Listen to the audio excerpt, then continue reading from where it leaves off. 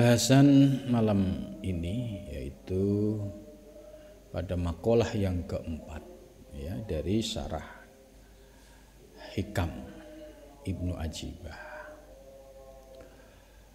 Qala musannif rahimakumullah, arih nafsaka minat tadbir fama qoma bihi ghairuka angka la takum bihi anta linafsika. Makalah ini sebagai lanjutan dari makalah sebelumnya yang menjelaskan tentang sawabikul himam la tahriku aswarul aqdar. Jadi keinginan yang jauh lebih menggebu-gebu ya. Ini disebut dengan sawabikul himam. Jadi keinginan yang menggebu-gebu atau keinginan yang progresif ya, itu tidak akan mampu menembus ya tembok takdir gitu. Artinya jangan sampai menjadikan keinginan-keinginan itu sebagai iktimat ya, dasar untuk meraih sebuah sukses yang sesuatu. Kenapa ini bermasalah? Karena melupakan Allah. Yang membuat orang sukses tidak itu Allah. Maka kalau ada orang iktimat ya, terhadap himam, keinginannya ya, dia punya keinginan kemudian bangun strategi ya, ini perlu diingat ya, tidak akan mampu ya menerobos atau menembus tebalnya tembok takdir. Artinya ketentuan Allah yang akan terjadi dan berjalan itu tidak bisa dipengaruhi oleh apapun. Allah akan menunjukkan kemahakuasaannya yang independen. Kalau toh akhirnya kehendak Allah itu sesuai dengan apa yang diinginkan hamba, yaitu berarti sesuai dengan iradah Allah. Tapi ketika ya, kehendak manusia berbeda dengan kehendak Allah, maka kehendak Allah lah yang paling menentukan gitu, yang akan terjadi. Berkaitan dengan ini dilanjutkan dengan arih nafsaka minat tadbir. Karena itu wahai para salik, wahai para murid, disuruh arih, istirahatkan, istilahnya slow lah gitu, nafsaka dirimu, santailah dirimu, istirahatkan dirimu ya. Slow lah, bersikaplah yang slow ya. Minat tadbir dari pengaturan gitu. Tadbir itu yaitu merencanakan, mengatur tentang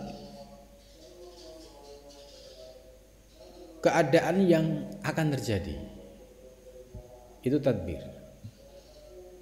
Nah, di sini harus dipahami secara tepat. Kalau misalnya kita akan berjalan ya dari Jakarta ke Semarang, ya, kita sebagai manusia ya kita harus bisa preventif. Preventif itu menyiapkan segala sesuatu yang lebih baik Kalau kita misalnya membawa kendaraan mobil, ya mobil itu dicekking semuanya dalam kondisi normal. Kemudian ya drivernya juga dalam kondisi ya profesional dan tidak dalam kelelahan. Ini sebagai ikhtiar preventif. Ya. Begitu juga dalam menghadapi kehidupan. Kita boleh punya cita-cita, merencanakan. Ya. Istilahnya ada planning, itu boleh. Tapi planning ini jangan dijadikan sebagai iktimat gantungan harus begini gitu. Sebab itu sudah melampaui kewenangan Allah. Maka dalam menyusun perencanaan ya itu sebagai ikhtiar hamba. Ikhtiar hamba kemudian pasrah kepada Allah.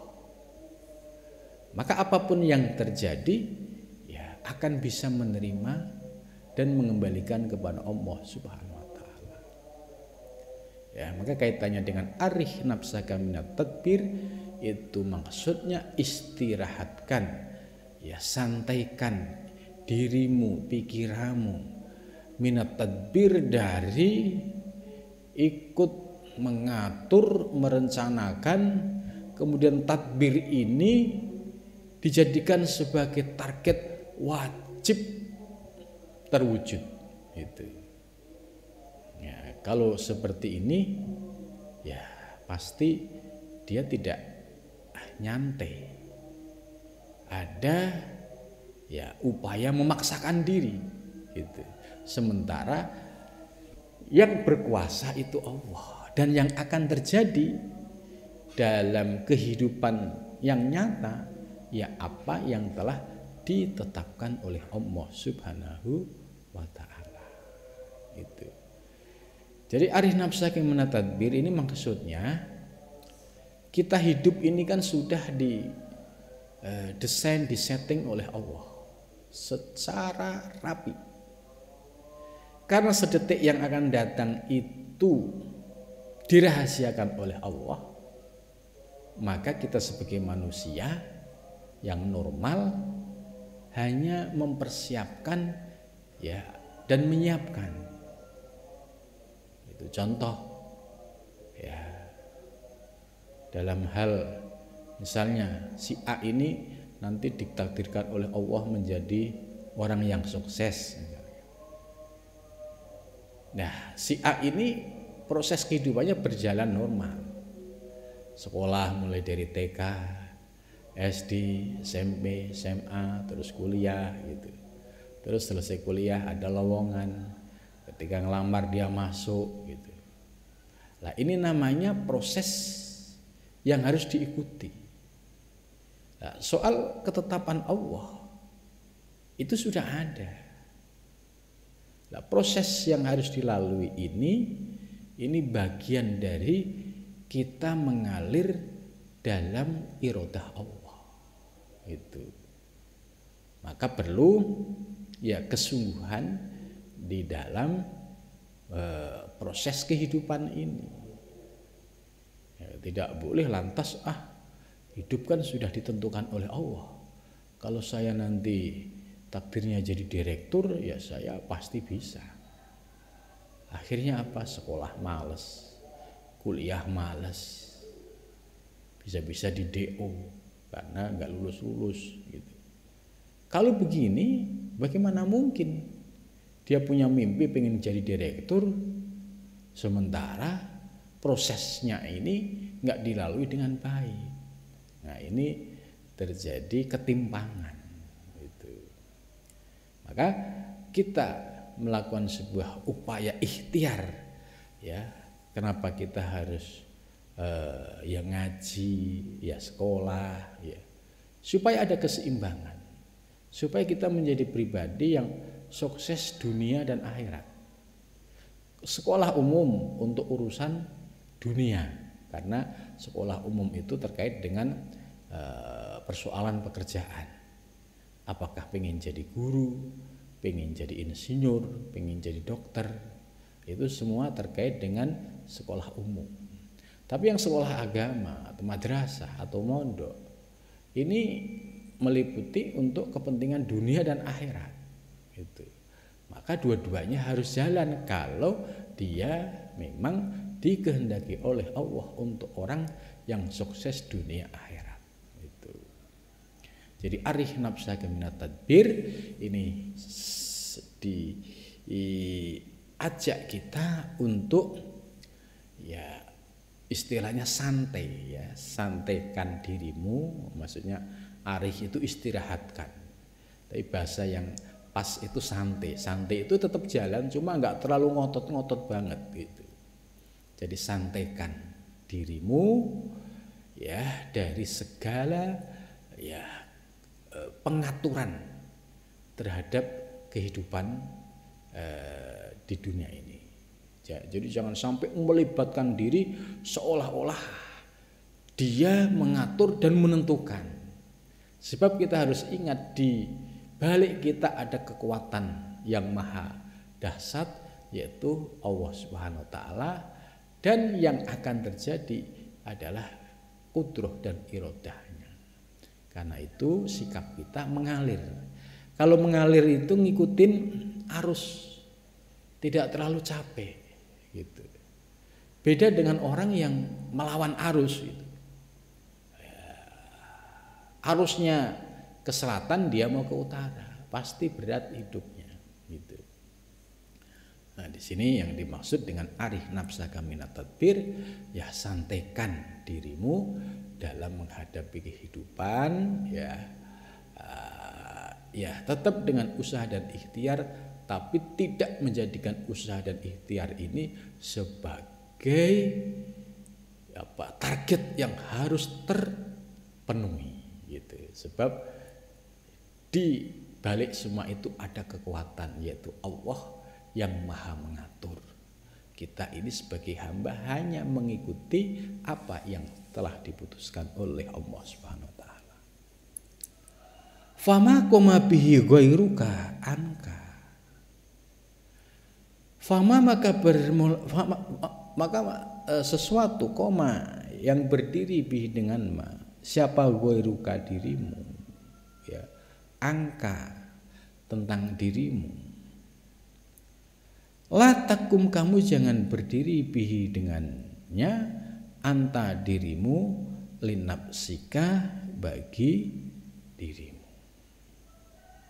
Maksudnya fama koma itu ini menggunakan fi'il mati. Apa yang telah ditetapkan oleh selainmu, yaitu Allah maksudnya.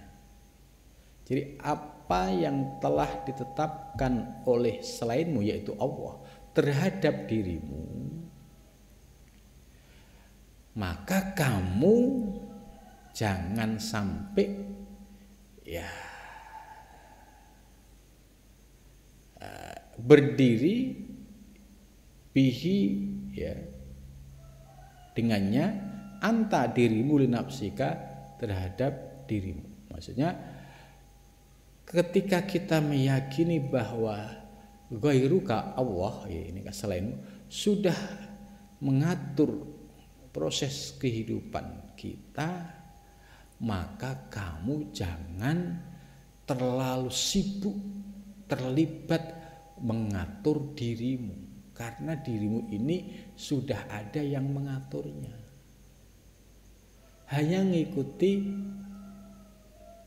istilahnya bahasa lain, hanya sikap kita mengalir atas iradah Allah.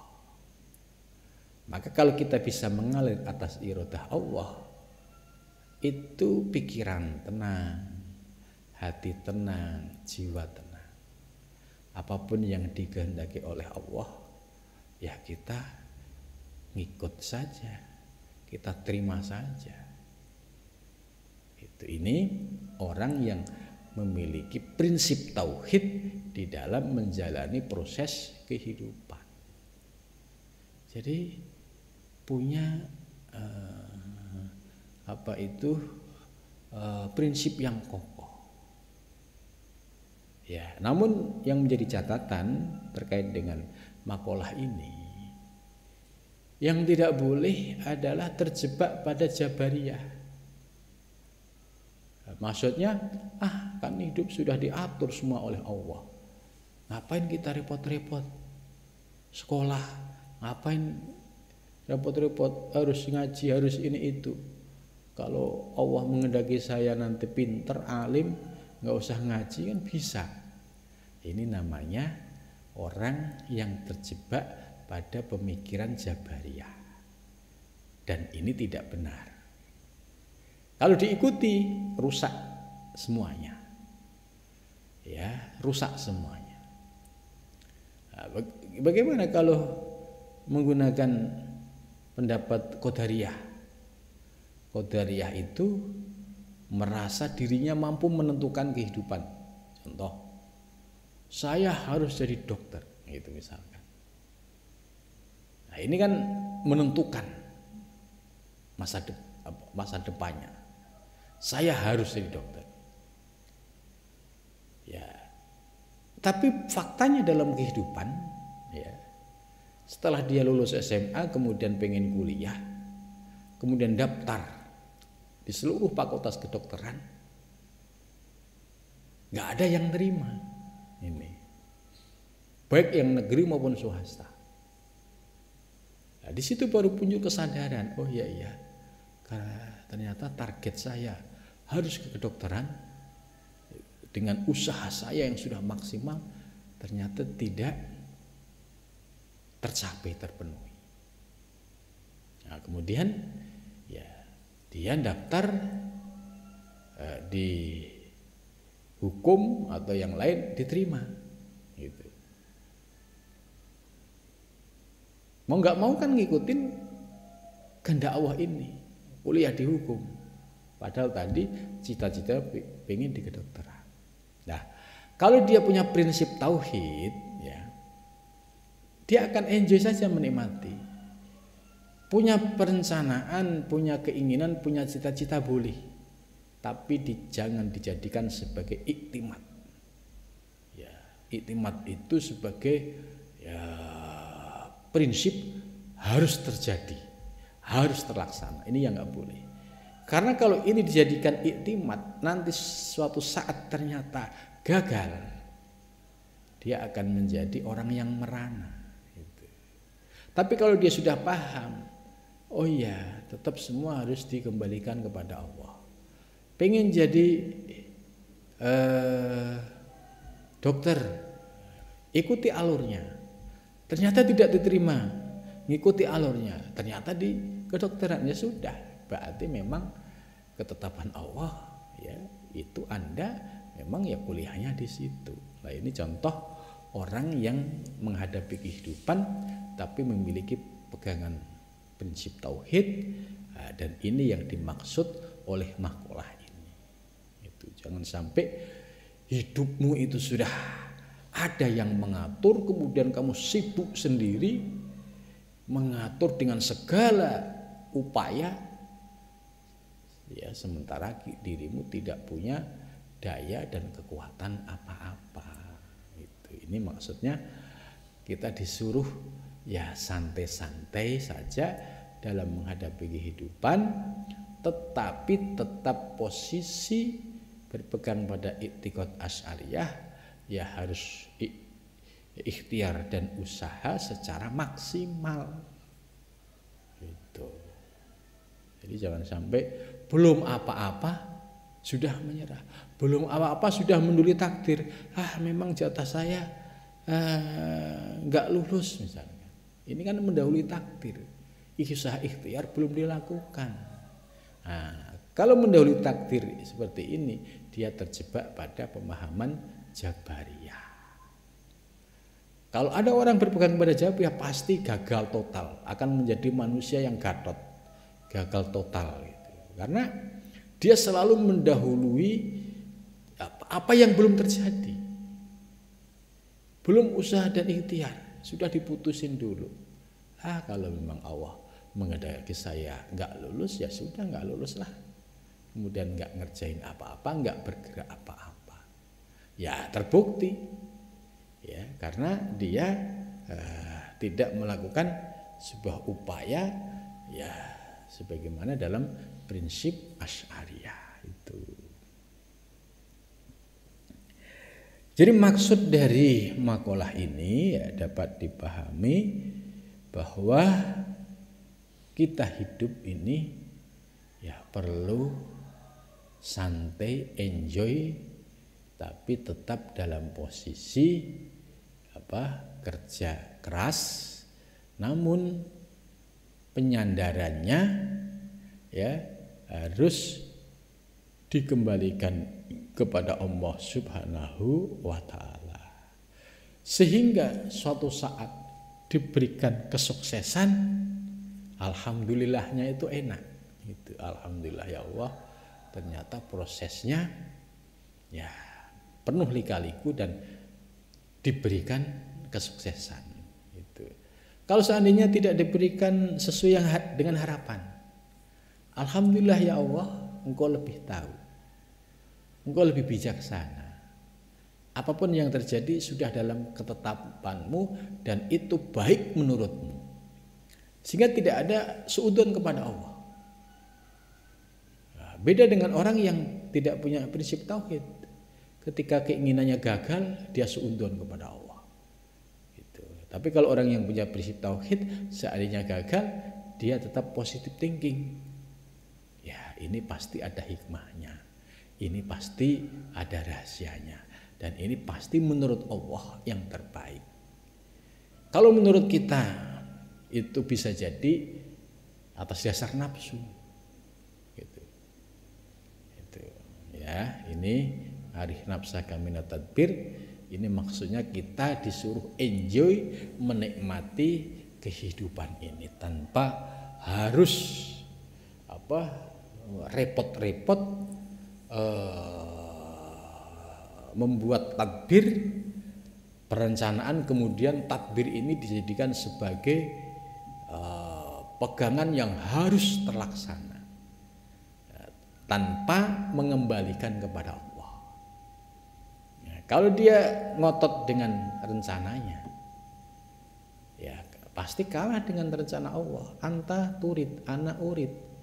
Ya, engkau punya kehendak, aku punya kehendak. Tapi yang akan terjadi apa? Wallahu yaf'alu ma yurid. Allah akan berbuat sesuai apa yang dikehendaki, ya. Ini.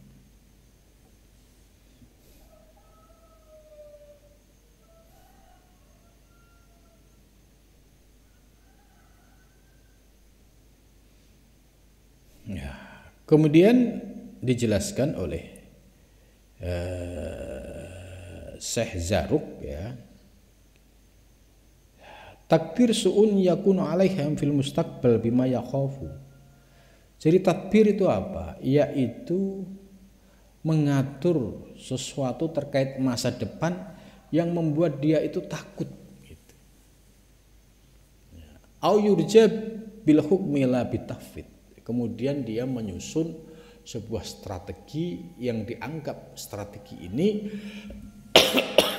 harus terjadi tanpa ada penyandaran kepada Allah Subhanahu wa taala. Nah, kalau didasarkan pada penyandaran kepada Allah, maka dia tidak akan mengalami kekecewaan. Karena dia bersandar kepada Allah gitu. Tapi kalau dia ngotot dengan kehendaknya, pasti meronta, pasti kecewa. Fakta itu kalamu anna tadbir ala salasati aqsam. Bahwa tadbir yaitu tadi merencanakan, mengatur ya masa depan yang itu dia sendiri juga belum tahu ya. Itu ada 3. Qismun madmum, ada bagian yang tercela, wa qismun matlub, ada bagian yang dituntut, wa qismun mubah, dan ada bagian yang mubah, boleh-boleh saja. Ini macam-macam tadbir. Wa amal qismul madmum, adapun bagian yang tercela. Wa huwa alladhi yusahibul jazmu wa tasmim sawa'un kana diniyan aw dunyawiyan. Lima fihi minal kiladil adab wa ma yata'azzuli nafsi minat ta'ab id ma qoma bil al hayyul qayyum an kala takum bi anta an nafsi. Yang tercela yaitu dia menyusun sebuah perencanaan atau keinginan yang didasari dengan sebuah keyakinan, ya. Jadi pokoknya rencana saya ini harus jadi, gitu.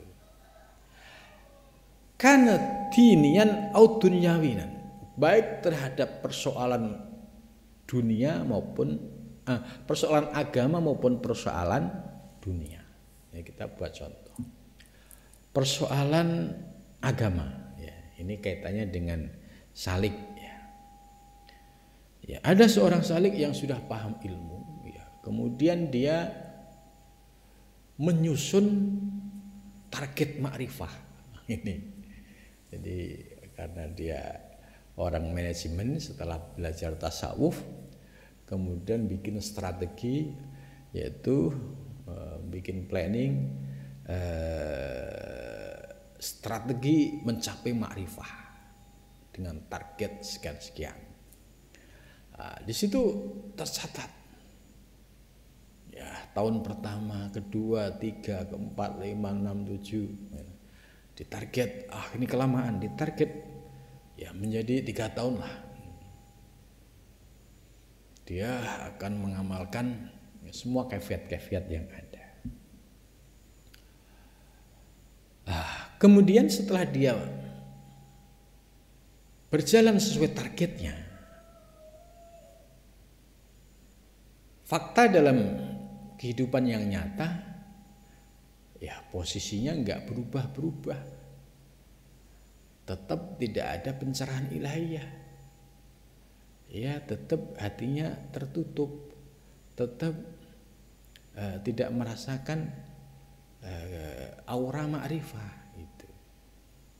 Padahal dia nyusun strategi 3 tahun harus ma'rifah. Nah, di sini baru sadar bahwa menyusun perencanaan yang didasari dengan target, ya seolah-olah itu pasti terjadi. Maka ketika tidak terjadi, yang dirasakan adalah kekecewaan, frustasi. Ya, gimana sih? Ya, saya kan sudah kerja keras, ikhtiar, bahkan saya targetkan daripada lama-lama 3 tahun saya harus makrifah. Ternyata tidak. Itu. Ya, akhirnya tadi frustasi. Biasanya zikir, ya tidak, gitu. Karena orang yang frustasi itu merasa nggak ada manfaatnya zikir. Ya, padahal dia hanya salah niat tadi. Niatnya itu tadi, ketika zikir dia ingin mengejar ma'rifah, tidak menikmati dengan kalimat-kalimat zikir dan tidak menikmati ainul dzikri gitu. Sehingga kayak orang lari ngejar sesuatu, ngejar fata morgana, kemudian dikejar sana sini nggak tercapai, nggak bisa diperoleh. Yang ada adalah kekecewaan. Ini maksudnya kita tidak boleh melakukan pengaturan perencanaan yang didasari dengan ambisius tadi, dengan target tadi. Ini persoalan agama, gitu.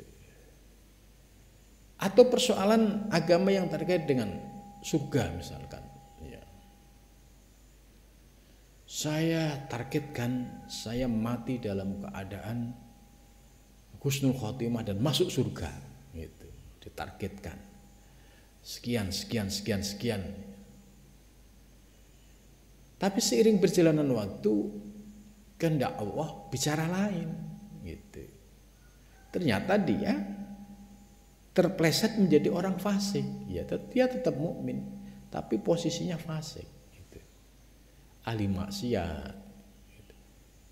Nah ini kan keinginannya, targetnya ya supaya pahalanya melimpah dan masuk surga, sementara Allah menghendaki lain, dia terpleset pada kemaksiatan. Gitu. Lah, akhirnya apa yang terjadi? Ya, apa yang diinginkan tidak tercapai. Sebab surga itu rahmat Allah, bukan dikejar dengan amal. Tidak bisa amal kita dibuat sebagai alat untuk mengejar, karena tidak akan mampu. Maka kalau ada orang masuk surga, itu rahmat Allah. Rahmat Allah itu melampaui dari segala-galanya. Gitu kan. Jangan sampai wah saya pasti masuk surga. Kenapa? Sholat saya 5 waktu semuanya. Terus dikembaliin, memang sholatmu sudah khusyuk, memang sholatmu sudah berhasil mengingat Allah. Ya kan? Kalau dikoreksi, ujung-ujungnya sholatnya minus gitu. Karena itu jangan sampai ya kita punya prinsip-prinsip yang demikian. Gitu. Audunyawian atau terkait dengan persoalan duniawi. Ya persoalan duniawi, ya ini cukup banyak orang yang memiliki planning, ya, strategi, kemudian target pencapaian. Apakah tidak diperbolehkan? Boleh membuat planning, ya, strategi pencapaian, kemudian target pencapaian, boleh. Ya, karena ini sebagai ikhtiar kita, ikhtiar kita sebagai orang yang berpegang pada prinsip akidah Asy'ariyah. Tapi yang paling penting dalam perencanaan ini, libatkan Allah. Artinya ya Allah, ini hanya rencanaku, tapi Engkau yang maha segala-galanya, gitu. Aku pasrah kepadamu ya Allah, gitu. Andai misalkan terkabul, ya alhamdulillah. Seandainya belum terkabul, aku percaya Engkau akan membuka jalan lain, gitu. Jadi tetap positif thinking. Nah, bagi orang-orang yang hanya sebatas mengandalkan kekuatan planning, strateginya, bahwa ini harus targetnya, jadi planning, strategi, target, ini harus terjadi tanpa melibatkan kepada Allah, ya, ini akan menjadi problem ketika gagal. Itu pasti dia akan kecewa. Kalau sukses juga bahaya juga, dia akan ujub dan takabur. Ini bahayanya. Ujubnya gimana? Iya kan, hebat kan saya kan, itu semua saya semua itu, gitu, tanpa mampu mengembalikan kepada Allah. Sombongnya akhirnya muncul juga, ya aneh, gitu kan. Ente mah nggak ada apa-apanya, gitu. Ini bahayanya kalau dalam menyusun planning, strategi dan target tanpa menyandarkan kepada Allah Subhanahu wa ta'ala. Itu. Kalau penyandaran kita agak bebannya enteng, ya. Jadi Allah lebih tahu, Allah lebih bijak, Allah yang maha kuasa lebih tahu mana yang terbaik buat hambanya. Itu. Kemudian selanjutnya yang al-qismul matlub, yaitu bagian yang kedua, yaitu bagian tadbir yang dituntut, yaitu tadbiru ma kullifta bihi minal wajibat. Yaitu kita menyusun, merencanakan apa yang menjadi tuntutan kepada kita dari melaksanakan yang wajib. yang sunnah, yaitu terkait dengan ketaatan yang disertai dengan berserah diri kepada kehendak Allah Subhanahu wa taala dan memandang kepada qudratullah. Contoh ini yang bagian yang kedua, tadbir yang diperbolehkan, yang matlub, yaitu contoh. Kita punya planning, strategi dan target, ya Allah mudah-mudahan tahun ini saya bisa disiplin istiqomah sholat 5 waktu gitu. Kemudian beserta rawatibnya. Ini kita boleh planning seperti ini. Boleh kemudian mengatur strateginya. Kemudian boleh ya ada targetnya dalam terkait ketaatan. Tapi harus didasari dengan tadi tafwid masyiati lah, itu berserah diri pada kehendak Allah Subhanahu wa taala. Dengan bahasa lain, memohon kekuatan lahir batin dari Allah. Jadi kita punya rencana bagus, sholat 5 waktu, menjauhin maksiat gitu. Nah, jangan sampai ini mengandalkan keakuan dan kemampuan. Maka mu'alif menjelaskan harus didasari dengan berserah diri kepada Allah dan mohon bimbingan Allah, supaya diberi kekuatan lahir dan batin ya dalam merealisasikan apa yang direncanakan itu. Wahada yusamma an-niyat as-sholihah. Kalau seperti ini disebut berarti dia memiliki niat yang sholihah, yaitu niat yang baik. Itu boleh-boleh saja. Ya, jangan tadi melupakan penyerahan diri kepada Allah. Sebab kalau mengandalkan strategi baik dalam urusan dunia maupun ibadah pasti terbentur, ya, pasti akan ditunjukkan oleh Allah ketidakberdayaannya. Gitu. Nah, ini lebih bagus sebab niatul mukmin khairun min amalihi. Niatnya seorang mukmin yang tadi punya perencanaan, ya, kemudian strategi target itu bagian dari niat. Tapi harus didasari dengan tafwid ilallah, yaitu bersandar diri kepada Allah. Ya, ini. Karena apa? Nilai positifnya ya. Menurut hadis Nabi, idza hamma abdi, apabila seorang hambaku punya keinginan, cita-cita atau punya perencanaan, bihasanatin, rencananya baik, ya, untuk sholat 5 waktu beserta rawatibnya, menjauhi segala maksiat, ini kan baik. Lam ya'malha, kemudian ternyata tidak dilaksanakan, ya, tidak bisa berjalan. Kudibat lahu hasanatan kamilah, maka karena dia niat berbuat pada satu kebaikan tapi belum dilaksanakan, itu sudah masuk pada kebaikan yang sifatnya kamilah, sempurna. Itu, ya, itu. Kemudian yang ketiga yaitu tadbir yang sifatnya mubah. Apa itu?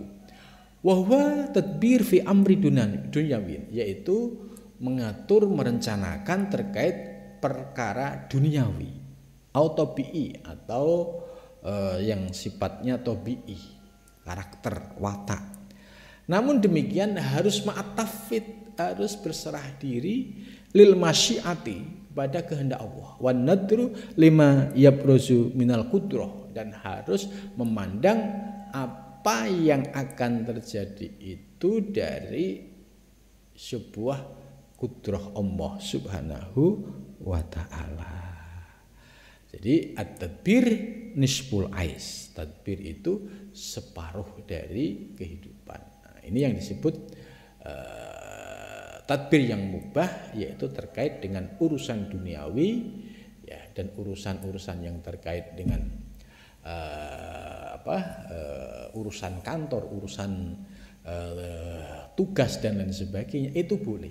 Cuma catatannya jangan lupakan tafwid bimasyiatillah, yaitu berserah diri kepada kehendak Allah Subhanahu wa taala. Sebab kalau enggak didasari dengan tafwid bimasyiatillah, potensi ya, untuk membuat dia kecewa itu ada jika gagal. Potensi untuk membuat dia sombong, angkuh juga ada kalau itu diberikan sukses. Nah, tapi kalau ada tafwid bimasyiatillah, kalau diberikan kesuksesan selalu ya alhamdulillah ya Allah, semua atas anugerahmu. Bisa bersikap tawadhu. Begitu juga ketika diberikan kegagalan. Allah ya Allah, terima kasih atas kegagalan ini. Saya percaya engkau lebih bijak, engkau lebih tahu mana yang terbaik buat hambamu. Gitu. Jadi dari penjelasan di atas ya, kita bisa memahami bahwa tadbir ada 3. Tadbir yang tercela ya tadi sudah dijelaskan, yaitu orang yang menjadikan rencana itu wajib harus terlaksana tanpa melibatkan Allah.